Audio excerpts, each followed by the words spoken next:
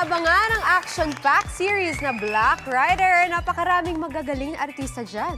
Kaya it's a treat na mabisita natin ang kanilang set ngayong gabi. Para sa Dam Exclusive Pasilip, kasama natin si Suki Migs Almendras. Migs, ano nang ganap dyan? Okay, Mami Sue, nandito tayo ngayon live na live sa Quezon City. Pero syempre kakaibang lugar to dahil live tayo ngayon sa mismong set ng Black Rider kung saan matutour tayo mismo ng ating alias, ng ating nag-iisang Black Rider, ng ating kapuso, primetime action hero, Ruru Madrid. Hello. Maraming salamat sa pagpaulak dito sa Dapat Alam Mo. Ayan. Ayun, sige, papatingin natin yan. Kamusta po sa mga nanonood po ng Dapat Alam Mo. Siyempre po sa mga host po dyan, Kuya Kim, Ate Susan at si El. Hello po, binabati ko kayo lahat. Okay, Ruru, una kong katanungan, pakita natin to. Ito ang iconic na motor mo. Ito yun, no? Ayan. Ito. Talaga nakikita to gabi-gabi. Sa dami-dami ng buwan na nakasama mo itong motor na to, siguro ang una kong katanungan, saan mo to pinaka nahirapan kang gamitin, di ba? So dami na eksena mo sa Black Rider. Actually, nag 1 year na kami kahapon ng taping. Dahil sa loob ng isang taon na yon, napakarami. Meron kaming isang tracking na ginawa sa kahabaan ng C5. Di ko malilimutan yan. Kasama ko ang aming AD. Yung AD namin usually yung nagmumotor at may kasama siya, yung aming DOP, si Direct Mark, siya yung nagkakamera. So yun, talagang sinusuong namin ng traffic. At syempre, alam mo yun, kahit na delikado o may mga pagkakataon na ganyan, talagang nagiging maingat pa rin dahil may mga bantay tayo na SO. Hindi malilimutan yan. Syempre, may mga bantay rin tayo na mga medic.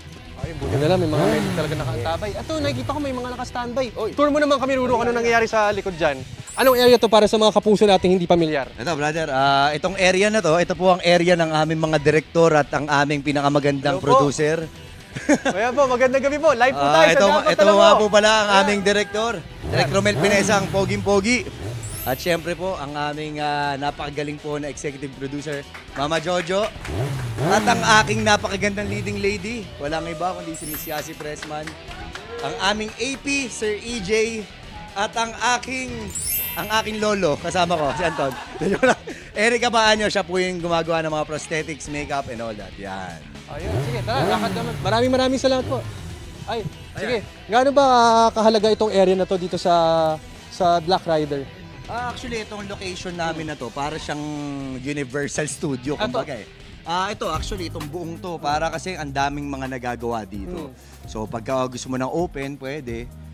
Kung mapapanood mo yung eksena na tinotorture si Antonio, na ginagampanan ni Kuya Gestoni, ito po yun. Ito? Dito yun, ito sa lugar na to.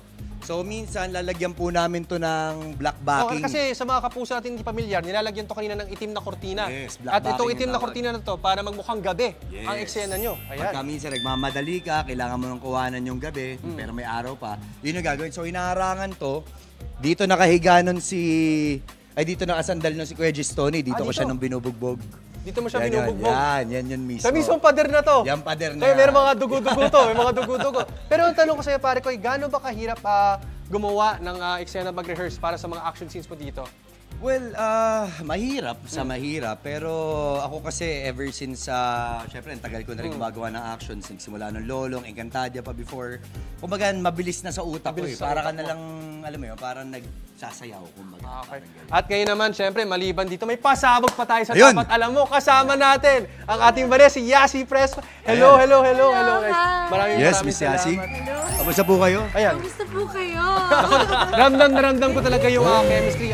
Sige, imbitahin natin. Ano ba talaga yung dapat nating abangan dito sa bagong yugto dito sa ating Black Rider? Imbitahin natin. Ano ba dapat nating abangan? Nako, syempre, ang napaka-action po ng mga eksena, gabi-gabi po. At syempre, pinapantayan po niya ng mga madadramang mga eksena. Pero tonight, meron tayong special guest. Ay, sino? Oo. Pwede ba sabihin yan? Pwede ba sabihin? Pwede ba sabihin Oo to? naman. Nakikita na natin yun sa abangan. Annyeonghaseyo. Kim Jisoo, di ba? Yeah. Yan ang ating guest. So, abangan po natin yan mamayang gabi. At syempre, abangan nyo rin kung sino bang makakatuluyan ni Bane. Ay, sino nga ba? Alam mo, kasi Teka. ito yung lagi nagiging problema, ha? Sa lahat po ng mga buwan na si Bane ang naniligaw kay Elias, kahit isang beses, sabi niya pa nga alam mo, ibaling mo na lang sa iba yung pagmamahal mo. Agoy! Ayan, ako. At speaking of ibaling, kailangan natin ito ibalik at ibaling kina Kuya Kim, Mami Su at kay El sa lahat ng studio. Yan ang kwentong dapat alam mo. Sabay-sabay tayo. Back to studio! Hey guys, thank you!